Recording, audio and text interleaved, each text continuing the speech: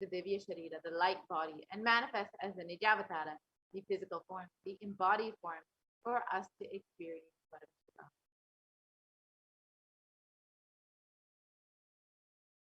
And for example, Devi Parashakti expresses through the being of Rajrajeshwari and manifests as the Nijavatara, the physical form of Devi Meenakshi. And the avatar, the deity, reflects the consciousness and manifestation of the superconscious energy. But human beings are not mature enough to receive these higher level experiences from the Ajavatara directly. That's why the avatar, the physical embodied form, comes down to bridge the gap and create the experience of superconscious energy in all of us.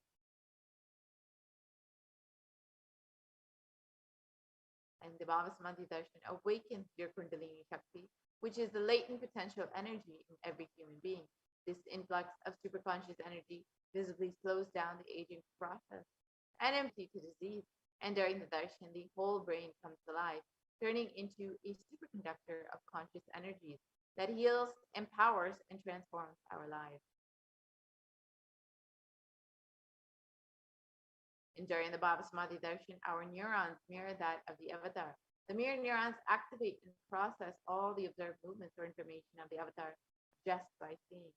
So the entire body can silently and without moving receive what is happening elsewhere through a process of direct observation, experiencing the superconscious energy radiated by the avatar. And Akashic readings are not predictions. They are readings from the cosmic archive. Beyond space, creation and destruction happen simultaneously. In the dimension of time starts the past, present, and future. And because Akashic records are stored in the Akasha, the space dimension, there is no past, present, and future. That is why what you call as happening, yet to happen, are clearly already recorded. So let us understand who is the Supreme Pontiff of Hinduism. The Supreme Pontiff of Hinduism, Jagat Guru Mahasanidanam, His Divine Holiness Bhagavan Nithyananda Paramashivam, is the reviver of Kailasa, a macrocosmic ancient enlightened civilizational nation. The Supreme Pontiff of Hinduism is the 1008th incarnation of Paramashiva as per Hinduism and is recognized by his predecessors who are enlightened masters and adepts. The Supreme Pontiff of Hinduism has made the science of yoga, temple-based universities, and power manifestation as a lifestyle for humanity. The Supreme Pontiff of Hinduism is ordained as the 233rd Guru Mahasanidanam of the Kanchi Kailasa Sarveshwar, is the incumbent emperor of the Suryavamshi Sarangi Samrajyam, is the present 293rd Jagat Guru Mahasanidanam of the Kailasanatha Shamla Pita Sarveshwar, is the present Mahamandaleshwar of the Mahanirvani Akada, the largest apex monastic order. The Supreme Pontiff of Hinduism is the 1008th Acharya Mahamandaleshwar of the Archalakada, is the present 23rd Guru Mahasanidanam of the Dharmamukti Swargapura Adinam, and has been elected as the Supreme Pontiff of Hinduism by a congregation of over 1,000 Hindu leaders. The Supreme Pontiff of Hinduism is revered as the teacher of Hinduism, the most prolific, most viewed, read, and watched, and has authored over 300 books and 10,000 articles in 3 languages, English, Tamil, and Sanskrit, which have been translated into 50 titles with over 1,000 titles, 50 languages with over 1,000 titles. And Supreme Pontiff of Hinduism has over 20 million copies of books and articles sold, read, and downloaded, and has over 10,000 hours of discourses delivered. The Supreme Pontiff of Hinduism has enriched and enriched over 1 billion lives digitally, and is respected as the foremost commentator of all sacred scriptures, including the Upanishads, the Bhagavad Gita, the Shiva Sutras, the Brahma Sutras, the Yoga Sutras, the Ashtavakra Gita, the Jain Sutras, and many more. The Supreme Pontiff of Hinduism is honored as leader of Hinduism, the most awarded international recognized leader, is a reviver of 108 ancient Hindu sampradayas, including the Rudrakanyas, Rudras, the Shivas, Sikas, Bhairavas, Bhairavis, and Sannyas, and is the establisher of the largest Hindu university, Kailasa's Nithyananda Hindu University, with satellite campuses in 150 countries. And Supreme Pontiff of Hinduism is the establisher of 1,000 plus Kailasa enlightenment ecosystems and the founder and reviver of over 170 pitas. The Supreme Concept of Hinduism is the collector of the largest Hindu library with over 1 million books, 1 million published scriptures, and over 20 million digital books. So now that we've understood who is the Supreme Concept of Hinduism, let us now enter into the demonstration of the extraordinary powers, the extraordinary Shaktis, Paramashivoham and Parashakti, as demonstrated by the initiated disciples of the Supreme Concept of Hinduism itself, the Nithyananda Yogis and the order. So now we will be entering into this manifestation of these extraordinary powers very shortly.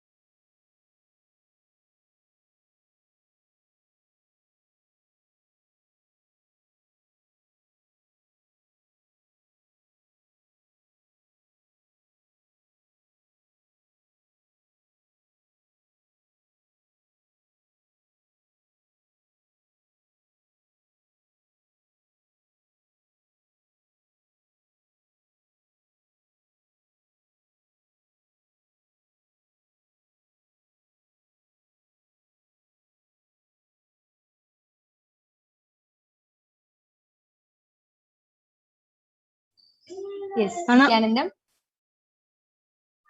Let us now move on to the next segment, which is the manifestation segment, the manifesting of the extraordinary Shakti.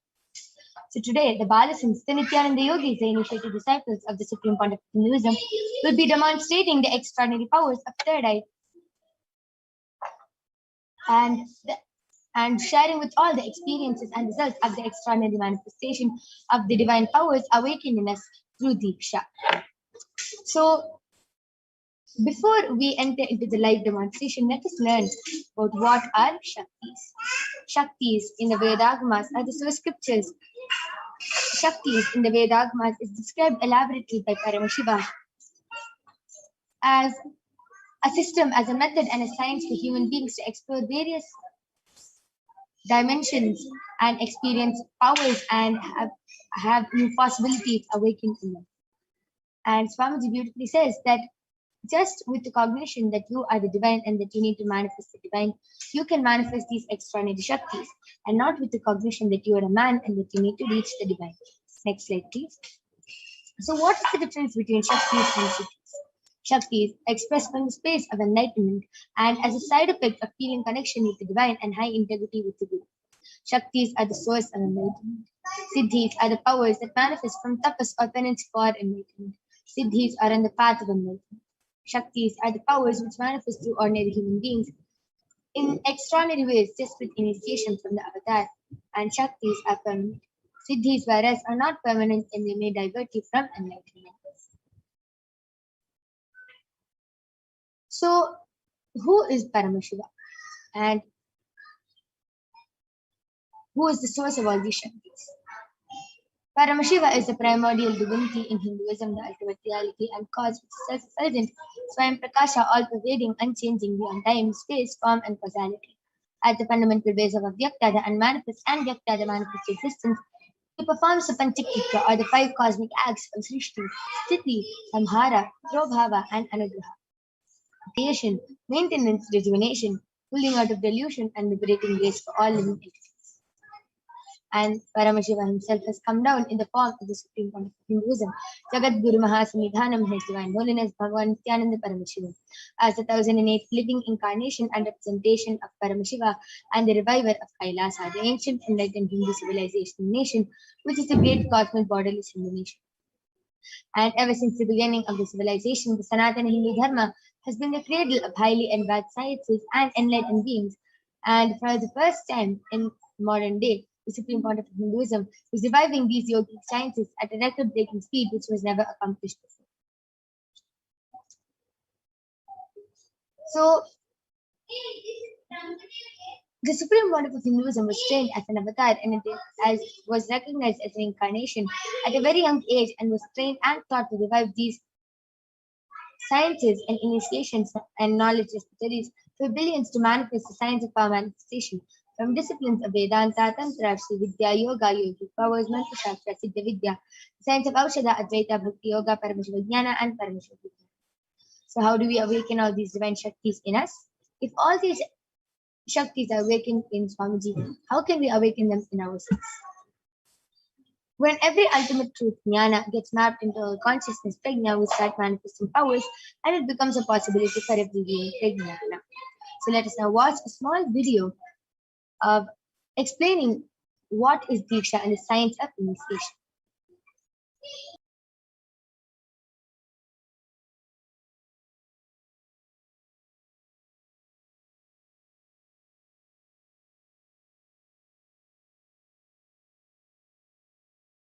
Book Navaratneshwara states, Sarvasamapi Dikshanam Mukti. Diksha is the direct transfer of spiritual energy by an enlightened being through look, word, or the traditional Vedic book Navaratneshwara states, Sarvasamapi Dikshanam Muktihi Phalamakhanditam Avirodhat Bhavantyeva Prasangyastu Bhuktayaha. The main benefit of all initiations is moksha, enlightenment. As a side effect, health, wealth, leadership, and well-being happen. And in Rudrayamala Tantra, Shiva says, Devi Diksha Vihinasya Na Siddhihi Na Cha Sadgatihi Tasmat Sarva Prayatnena Guruna Dikshito Bhavet. the one who is not initiated does not attain liberation nor a better future. So by all efforts, one should get initiated by Guru. What is the science of initiation? Neuroscience has proved that the process of initiation floods the brain with energy. This is the superconscious energy of Kundalini, our own highest inner potential energy.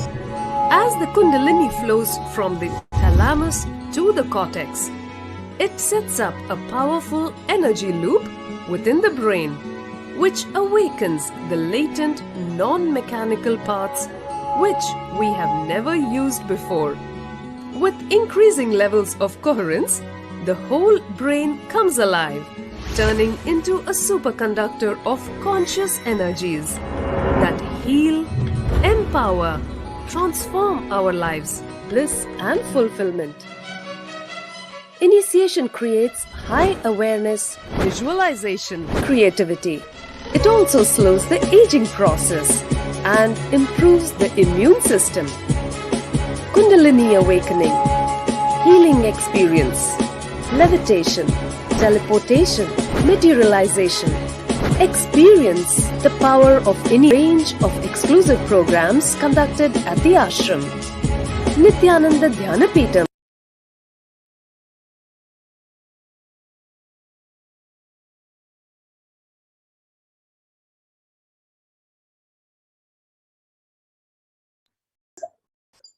The four evidences, the pramanas, for the science of power manifestation. Let us now see how the science of power manifestation is authenticated through the four aspects of evidences. The first is the Shastra Pramana, the eternal unchangeable truths that are revealed in the source scriptures. The next is the Apta Pramana.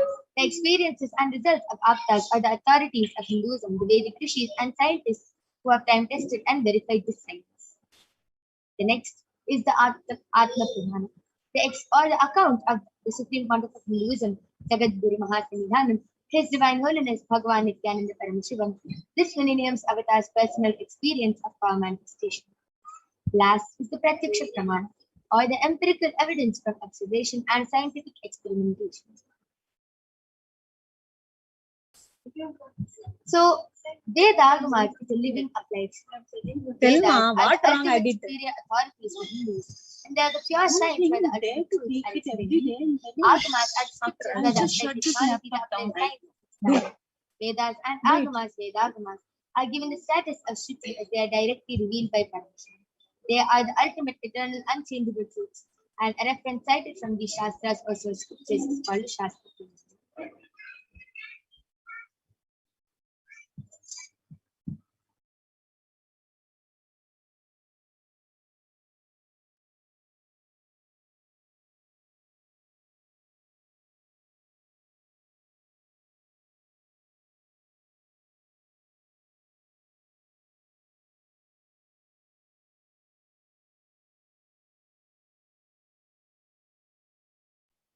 So let us now get ready to witness a very unique and exciting demonstration of the power of breathing.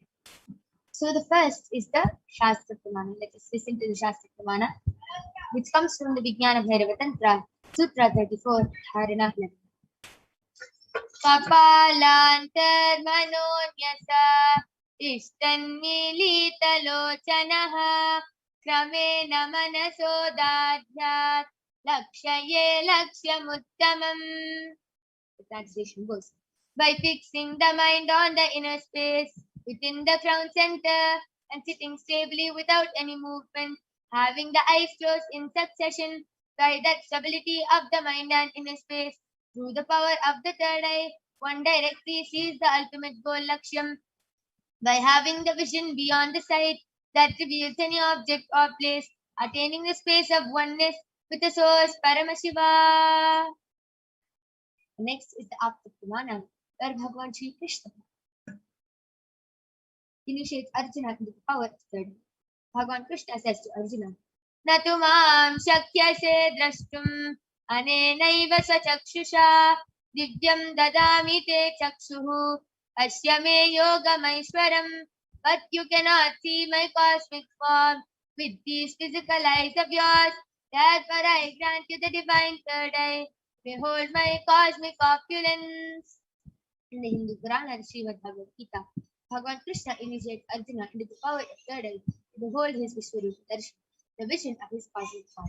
The 11th chapter of the Srimad Bhagavad Gita, which contains the description of Bhagavan Sri Krishna, its cosmic form, is completely narrated by Arjuna as he sees Bhagavan Krishna through the third eye.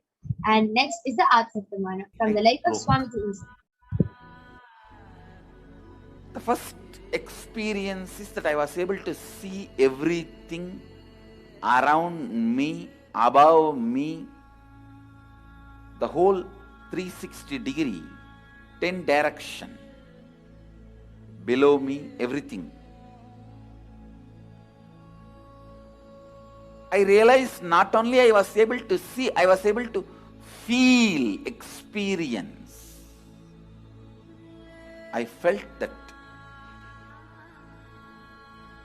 the skin of the stone on rock on which I was, skin of this body, both carry me equally. In both I exist equally. The setting sun, rising moon, the whole Arunachala hill, all the plants, bush, shrubs, trees, everything, everything, everything. Just became so alive. The idea, something is inside.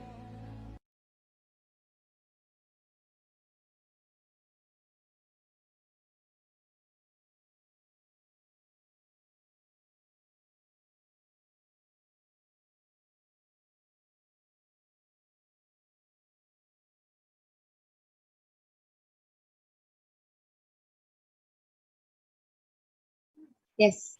So let us now see the Pratyaksha Pramana, the empirical evidence from observation and scientific experimentation. Study measures compare the metabolic cell activity of the brain in the conscious and meditative state of the third eye using the positron emission tomography. When doing daily activities, high activity is measured in the brain where the third eye is located. And when in the deep state of samadhi, only the third eye region is active and almost 90% of the rest of the brain is active. So without further ado, let us get ready to witness the live Sakshi Pramana, the demonstration of the power of third eye by the Balasan of the Nithyananda Guru. This rare sacred science of the power of third eye is being made available to humanity for its ultimate enrichment and evolution. The supreme point of Hinduism embodies the most profound yogic states that surpass all bounds of time, space, and matter. The supreme point of Hinduism is gifting this pure great science, third eye awakening, along with many other spiritual sciences, through the power of initiation. And millions of people have been initiated by the supreme point of Hinduism and are experiencing the profound results as extraordinary powers in their day-to-day life. Let us now get ready to witness the Sakshi Pramana, the live demonstration of the power of third eye by the Balasans of the Nithyananda Guru.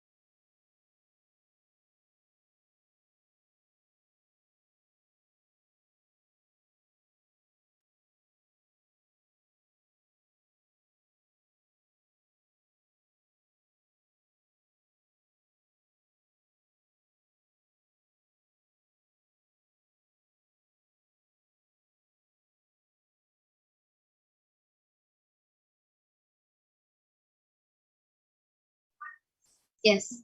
Nithyananda. So now I'm back with the Balasant of the Nithyananda Gurukul Manikya Kaladharananda, who is 15 years old, and she's going to be demonstrating this extraordinary Shakti of the power of third eye reading to all of you today. So as all of you can also see, I have the medically tested eye band with me. In front is a complete opaque sheet, and behind is a thick sponge. All of you can see there's no gap between the sponge and the opaque sheet, and there is no possible way of light entering.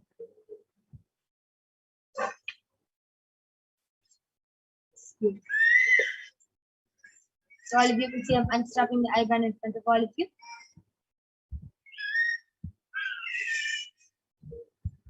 I'm placing it on color.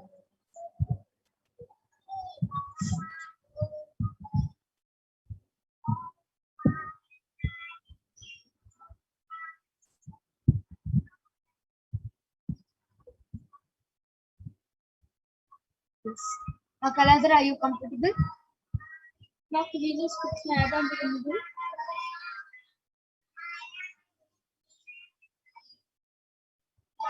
Yes. Now, are you comfortable? Pull the side of the eye bands. Yes. Now, are you comfortable? Yes. So, now I request the YouTube comments to be projected. All of you are requested and encouraged to go ahead, post anything you want in the Kailasa's HDH Nithyananda YouTube channel. You can post letters, numbers, words, sentences, anything you want, emojis, and Ma Kaladhara will be reading it out live. I request the latest comments to be projected. I request the latest YouTube comments to be projected.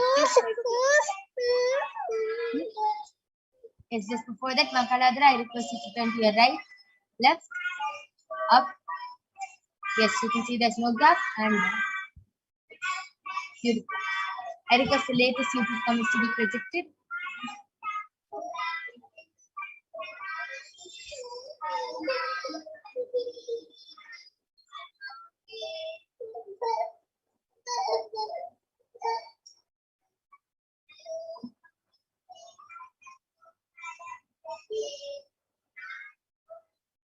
Yes, so the latest comment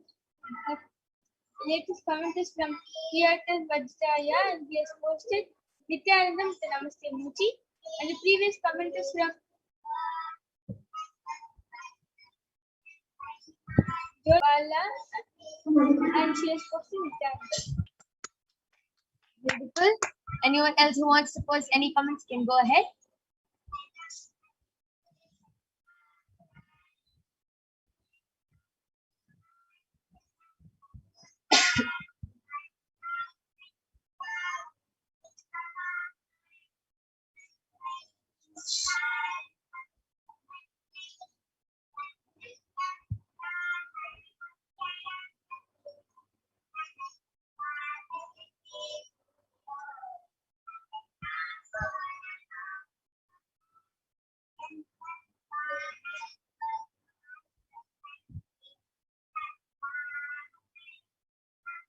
Yes. So Ma Celine has posted a star emoji and a small plant with two leaf emoji and a thunder emoji with a two pink color heart, dark pink color heart emoji. Manikya Mahajanasananda has posted my daughters with an exclamatory mark and Nithyananda exclamatory mark. Wow. Amazing. That was a very beautiful and extraordinary demonstration of the power of third eye. Now I'm going to be removing the eye band with Ma Kaladhara. Yes.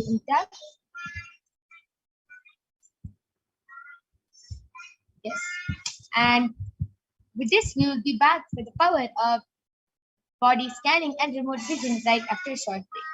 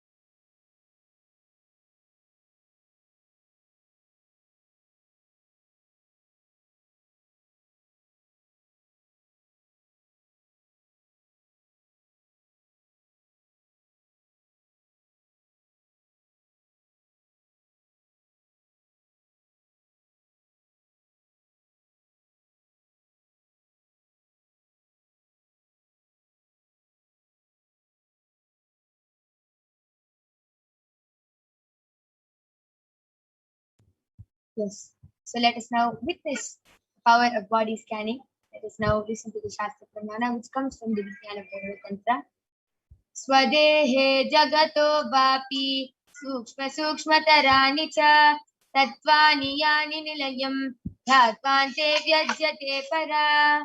Bhagavan Parashakti says, cognize deeply that from the subtle to the subtlest constituted principles of the whole body, Swadeha, or of the whole universe, simultaneously consists of the essential reality. They are being observed in their source cause Paramashiva, and by the experience of such restful awareness, one becomes complete in all the thoughts and the ultimate universal divine power. Paradevi Adishakti is the gift and the supreme power manifestation of happiness.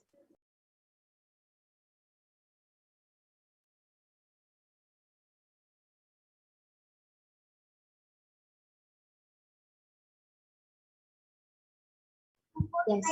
Next is the Apta Pramana, which comes from the life of a Siddha named Teriyar. Teriyar was a Siddha and one of the prominent disciples of Agatya. One day, a man suffering from a severe headache comes to Agatya for healing, and Agatya uses the power of body scanning and identifies the root cause. It reveals that there is a small Teriyar like a frog sitting in the person's brain. Agatya immediately instructs Teriyar, his disciple, to perform an open head surgery and remove the frog. And after the surgery is completed successfully, the person is healed and cured of the headache. Thus, the disciple could gain the name Teriyar. Next is the Atma Pramana from the life of His Divine Holiness Swamiji, where Swamiji beautifully shares on the 22nd of December, paraphrasing his words. Only when I had a multiple compound heart fracture was I able to say forced to go for surgery and therefore for medical checkups related. At that time, they detected heavy metal quantity in my different organs, and it had been revealed that I was poisoned without our knowledge.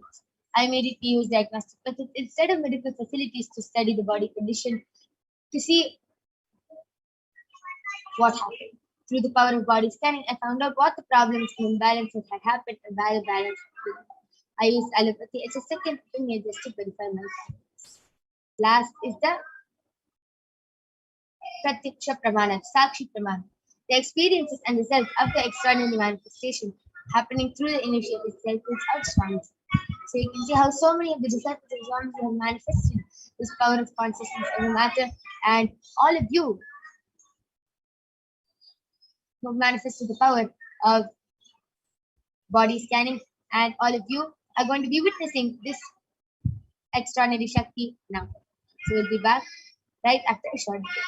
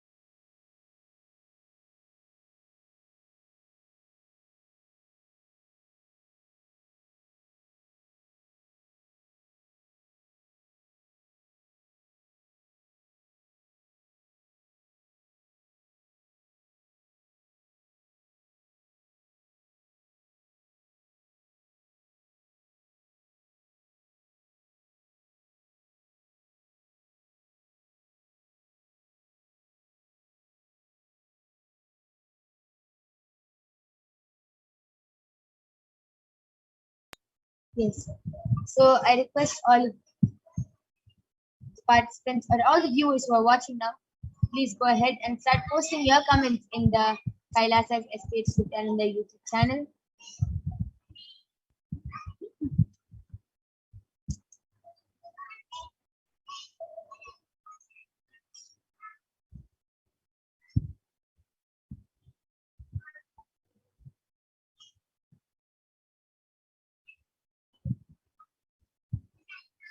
Okay.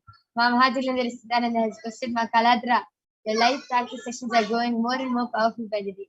That's beautiful. Vikrant Wag has posted, Ma, can you heal my concentration issues and lack of interest and fatigue issues? And Ashok Patel, his person, Nithyananda Ma request you to scan Sandesh Nath had his content. Ma Saranka Vidya Karan has posted, please scan my body and also feel my powerlessness. And Payata Vatsa has also requested for a body scan. Yes. So yes, I'll surely be doing the body scanning for all of you now.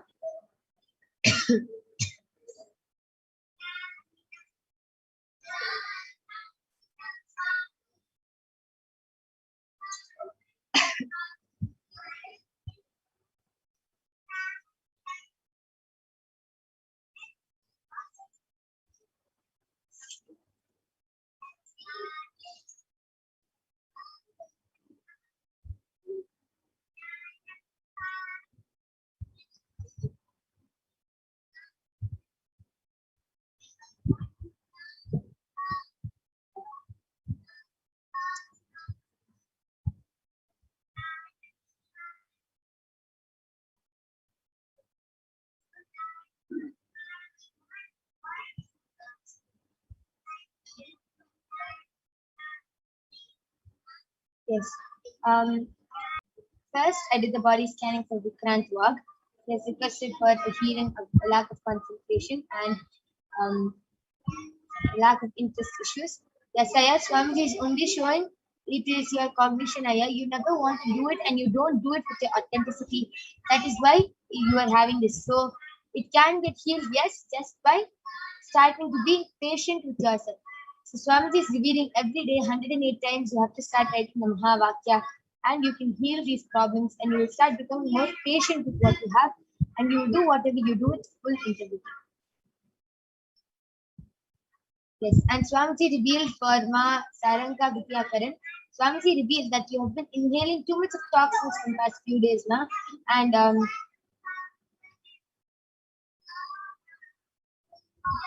due to all the I was able to see that due to a lot of burning of plastic and all that smell you've been inhaling for past few days, and Swamiji revealed that is affecting your lungs and you're starting to feel suffocated and choked because of that.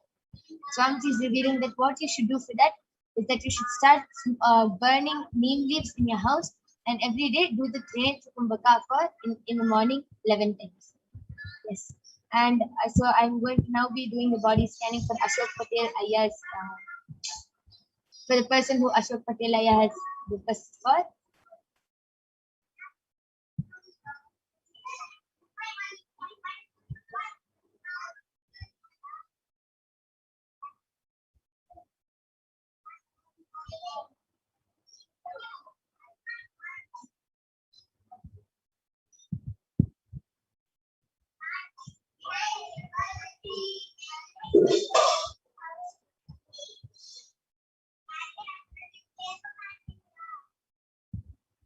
Yes, Swamiji is, yes, Aya, sorry. Swamiji is showing that Aya is not living in a good ventilated area. So there's a lot of humidity in the house and the air is not going and coming in properly. And because of that, he experiences a lot of suffocation. And he not only that, he feels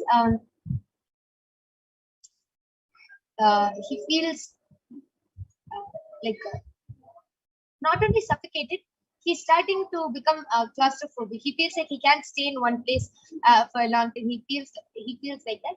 That is because of the ventilation, Aya, and he is also facing some urinary infection.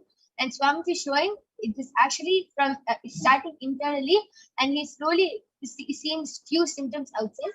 Swamiji is showing it's not so serious, but you should immediately attend to it by drinking a lot of buttermilk every day. Just drink, he has to start drinking a lot of liquids every day and he'll be healed. And yes, I'll be also doing the body scanning for Marceline.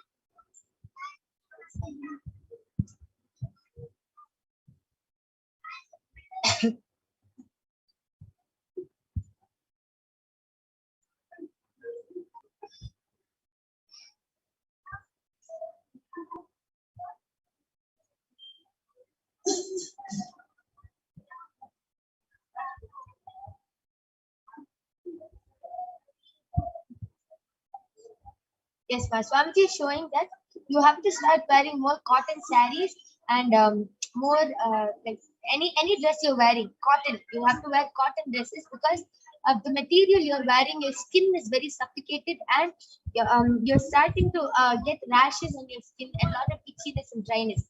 So that is because your skin is not able to breathe freely. So you have to start wearing cotton dresses, especially the Mangalagiri cotton is the best one. Swamiji is revealing that you have to also start doing the Vyasa Nirahara Samyama. The Vyasa Nirahara Samyama will really help you. And Mahadhananda Nithyananda has requested for a scan for her husband's gut and digestive tract, that he has pain and discomfort along with, and he has given his consent. Yes, ma'am.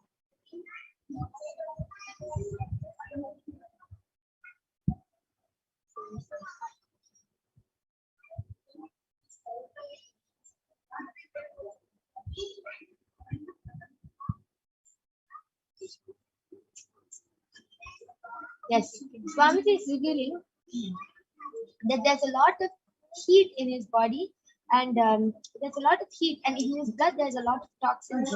So because of these toxins, he's really getting affected a lot, and that is what is the problem that he's having in his digestive tract. Because of the toxins and the blood not flowing properly, the digestion is also not happening properly.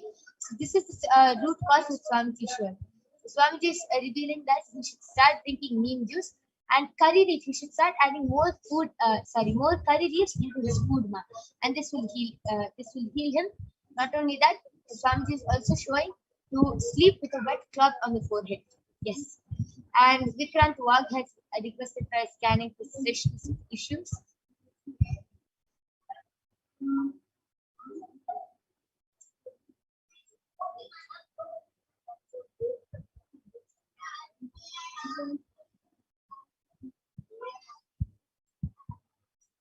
Yes, and Aya Swamiji is showing your stress issues is nothing but confusion. You are not clear any decision you take. You are never authentic to that decision, and you are not clear with what you want to do. That is why you get stressed, you feel overwhelmed, and you feel powerless. Aya. So you have to complete this cognition by this will the Mahavakya will help with this. So you start writing Mahavakya every day, and you will see everything gets healed. Aya. Yes, and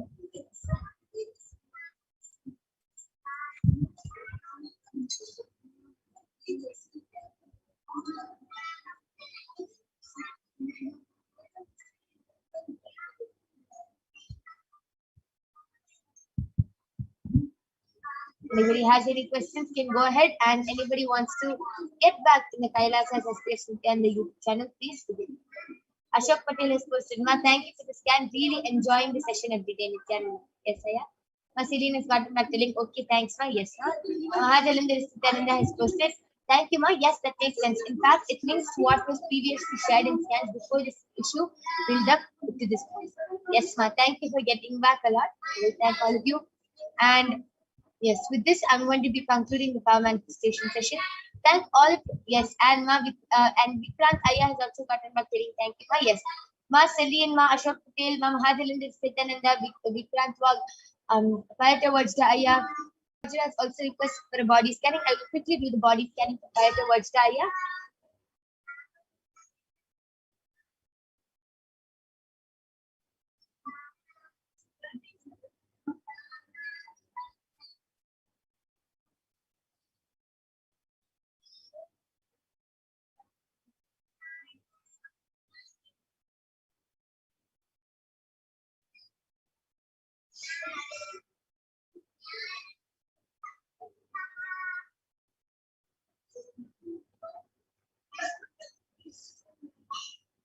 Yes, Aya. Swamiji is revealing that.